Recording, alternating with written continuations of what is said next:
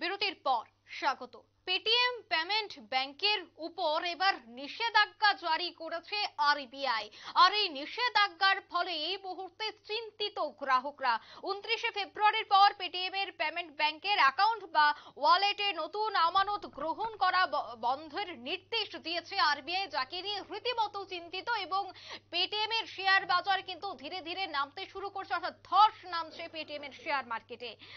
সেই বিষয় নিয়ে আমি বিস্তারিত জানবো। নিউজরুম থেকে সরাসরি যুক্ত হয়ে যাচ্ছে নিউজ ভ্যানগার্ড প্রতিনিধি শতাব্দী দেবনাথ। শতাব্দী, এই মুহূর্তে চিন্তায় রয়েছে লক্ষ লক্ষ গ্রাহক, বিশেষ করে স্মার্টফোন মানেই পেটিএম এই মুহূর্তে লেনদেনের উপর জোর দেওয়া, কিন্তু সেক্ষেত্রে আরবিআই এর এই নিষেধাজ্ঞা কতটা প্রভাব পড়বে গ্রাহকদের উপর? দেখো, প্রথমত বলা যায় বর্তমানে আমরা প্রযুক্তির যুগে দাঁড়িয়ে রয়েছি, আর প্রযুক্তির যুগে দাঁড়িয়ে কিন্তু বলা যায় তুমি সবাই কিন্তু বলা যায় ব্যাংকিং ট্রানজ্যাকশনেই অভ্যস্ত। সেই জায়গায় বিশেষ করে এই ব্যাংকিং ট্রানজ্যাকশনের ক্ষেত্রে কিন্তু কিছু অ্যাপ আমরা ব্যবহার করে থাকি, বিশেষ করে গুগল পে, এছাড়া রয়েছে ফোন পে, এছাড়া রয়েছে পেটিএম সহ একাধিক ট্রানজ্যাকশন অ্যাপ। এবার তোমার কি বলা হয়েছে, আরবিআই তরফ থেকে একটি পেটিএম এর ক্ষেত্রে এবার বড় সড়ো বদল এনেছে। কি সেই বদল অবশ্যই আমরা তুলে ধরবো, এবং সেক্ষেত্রে তুমি যেমনটা বলেছো যে গ্রাহকদের উপর কেমন প্রভাব পড়বে তা অবশ্যই তুলে ধরবো। সেক্ষেত্রে বলা হয়েছে যে 29 ফেব্রুয়ারি পর্যন্ত পেটিএম তার বেসরকারি সংস্থা পেটিএম তার পরিষেবা দিতে পারবেন, এবং এই নির্দিষ্ট তারিখের পর থেকে কিন্তু পেটিএম এ আর কোনো তোমার ব্যাংকিং ট্রানজ্যাকশন করতে পারবে না। অর্থাৎ সেক্ষেত্রে বেসরকারি এই সংস্থাটি কিন্তু কোনো পরিষেবা দিতে পারবে না। এছাড়াও তোমার বুধবারই রিজার্ভ ব্যাংক অর্থাৎ আরবিআই এর তরফ থেকে একটি নির্দেশিকা জারি করা হয়েছে, এবং এই নির্দেশিকায় বলা হয়েছে, স্পষ্টভাবে তারা জানিয়ে দিয়েছে যে 29 ফেব্রুয়ারির পর কিন্তু পেটিএম তার গ্রাহকদের কোনোভাবেই ব্যাংকিং পরিষেবা দিতে পারবে না। এছাড়া এই বলা যায় এই নির্দেশিকা জারির পর থেকে কিন্তু একেবারে চাপের মুখে পড়েছে পেটিএম, অর্থাৎ অনেকটাই কিন্তু বড় সড়ো বিপদ যে তাদের জন্য ডেকে এনেছে তা কিন্তু বলা যায়। এছাড়া আরো একটি বিষয় জানিয়ে রাখি যে এই বেসরকারি সংস্থা কিন্তু কোনো গ্রাহকের তোমার অ্যাকাউন্ট, ওয়ালেট বা এছাড়াও যে ফাস্ট্যাগ তা থেকে কিন্তু বলা যায় নতুন করে টাকা জমা নিতে বা ক্রেডিট লেনদেন তারা এই নির্দিষ্ট তারিখের পর থেকে করতে পারবে না, যার ফলে কিনা তাদের শেয়ারে কিন্তু অনেকটাই ধস নেমেছে। সেক্ষেত্রে এবার লক্ষ্য রাখি যে এবার বৃহস্পতিবার বলা যায় গতদিন কিন্তু এক ধাক্কায় পেটিএম এর শেয়ার অনেকটাই নিচে নেমেছে, যেখানে 20% কিন্তু কমে গিয়েছে তার শেয়ার। অর্থাৎ সেক্ষেত্রে বুধবারই যেটা লক্ষ্য করা গিয়েছিল, পেটিএম এর প্রত্যেকটি শেয়ার তোমার 761 টাকা লক্ষ্য করা গিয়েছিল। এছাড়া বৃহস্পতিবার কিন্তু এক ধাক্কায় অনেকটাই কমে গিয়েছে, সেখানে 609 টাকায় নেমে গিয়েছে পেটিএম এর সারা তোমার শেয়ার। তবে সেক্ষেত্রে রীতিমতো অনেকটাই চিন্তায় রয়েছে, কিন্তু রিজার্ভ ব্যাংকের এবার শাস্তির মুখে কেন পড়লো পেটিএম, বা কেনই বা তাদের ঝুলিতে এবার বা তাদের গলায় এবার এত বড় শাস্তি দেওয়া ঝুলি পড়েছে, সেক্ষেত্রে কিন্তু অবশ্যই প্রশ্ন থাকে।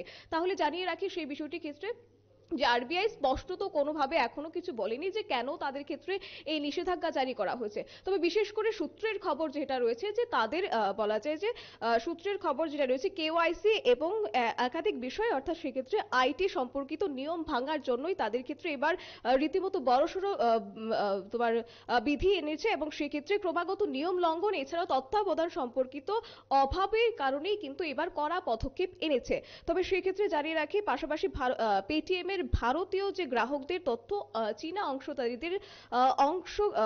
অংশীদারীদের কাছে হাত বদলেরও অভিযোগ রয়েছে, তার কারণে এই কড়া পদক্ষেপ। এবার আসি তোমার কেনই বা এই পদক্ষেপ নেওয়া হয়েছে, বা তাদের এই পদক্ষেপের ফলে এবার তোমার গ্রাহকরা কি করবে। অবশ্যই সেক্ষেত্রে জানিয়ে রাখি যে এবার আরবিআই এর তরফ থেকে এই নির্দেশিকার পর কিন্তু ফাপড়ে পড়েছেন গ্রাহকরা, রীতিমতো চিন্তায় রয়েছেন যে এসব পেটিএম গ্রাহকের পেটিএম অ্যাকাউন্ট রয়েছে তারা কি করবে, বা তাদের ক্ষেত্রে কিন্তু অবশ্যই একটা আশঙ্কা থাকে।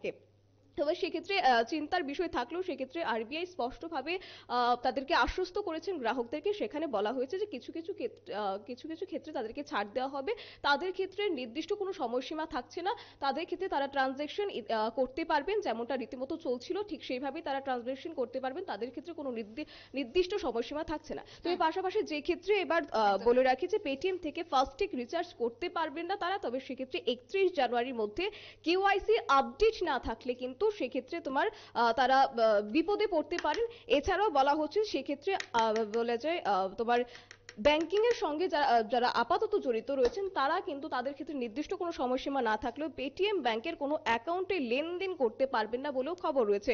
এছাড়া এই একদমই। নতুন নির্দেশিকা জারির করার পর থেকে কিন্তু যে গ্রাহকরা অ্যাকাউন্টের ব্যালেন্স শেষ না করা পর্যন্ত কিন্তু তাদের ক্ষেত্রে সমস্ত সুবিধা কিন্তু অব্যাহত থাকবে। অঙ্কিতা। একদমই। ধন্যবাদ শতাব্দী। আরবিআই নিষেধাজ্ঞার পর বন্ধ হতে পারে পেটিএম, এমনটাই খবর। গ্রাহকদের অবশ্য পাশে রয়েছে আরবিআই। নয়া এই সিদ্ধান্তে কার্যকর হবে আগামী 29শে ফেব্রুয়ারি থেকে।